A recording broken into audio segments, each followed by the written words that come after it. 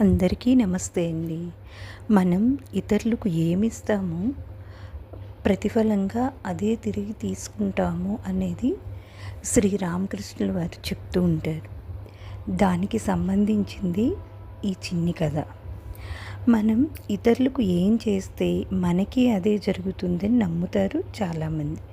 కొందరు మాత్రం మనం ఏమైనా చేయొచ్చు, కానీ అందరూ మనకి మంచి చేయాలని ఆశిస్తారు. ఈ రెండో కోవకి చెందిన వ్యాపారి కథే ఇది.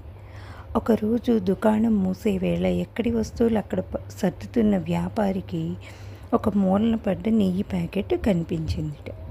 తీసి పట్టుకుంటే అది ఎందుకో కిలో ఉందా అనే సందేహం వచ్చిందిట.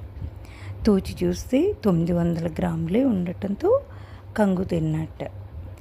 అలాగే నెయ్యి ప్యాకెట్లన్నీ తూకం వేగా అవన్నీ కూడా అంతే బరువు ఉన్నాయి. ఎంత నష్టపోయానోనని బాధపడుతున్నాడు. అలాగే పల్లెలో పాడి రైతు ఒకరు ఇతనికి చాలా కాలంగా నెయ్యి సరఫరా చేస్తున్నట్ట. అతన్ని నమ్మినందుకు ఇంత మోసం చేస్తాడా అని కోపంతో ఊగిపోయాడు. వారం తర్వాత రైతు మళ్ళీ నెయ్యి తీసుకుని రాగానే వ్యాపారి కోపంతో రగిలిపోతూ, "నువ్వు మోసగాడివి, నమ్మక ద్రోహివి" అంటూ గట్టిగా అరిచేశాడు. "కిలో అని చెప్పి 900 గ్రాములు ఇస్తావా?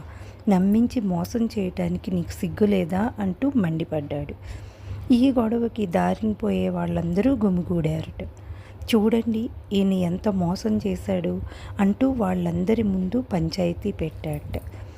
వ్యాపారి ఒక్క క్షణం మాటలు ఆపగానే ఆ రైతు ధైర్యం చేసి నోరు విప్పాడట. ఏమంటున్నాడంటే, "అయ్యా, ఒక్కసారి నా మాట వినండి. త్రాసు, తూకం రాళ్ళు నేనే తయారు చేసుకున్నాను.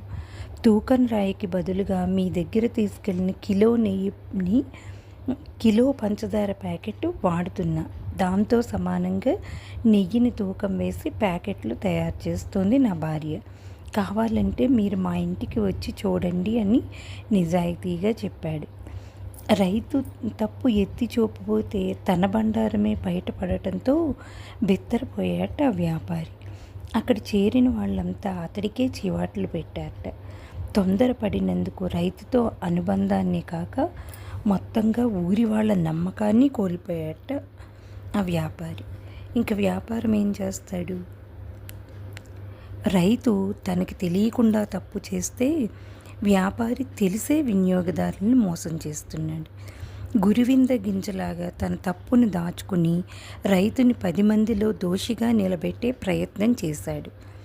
ఫలితం అనుభవించాడు. నిజం నిప్పు లాంటిదని ఊరికే అనలేదు.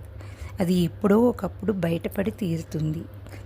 నీతి లేని వ్యాపారం, వ్యక్తిత్వం లేని విద్య, త్యాగం లేని ఆరాధన, నియమ నిబంధన లేని రాజకీయం సామాజిక పాపాలని అన్నారు గాంధీజీ. ఈ మాటల సారాన్ని అందరూ అర్థం చేసుకుని ఆచరిస్తే పశ్చాత్తాపపడవలసిన అవసరం ఎవ్వరికీ రాదు కదా.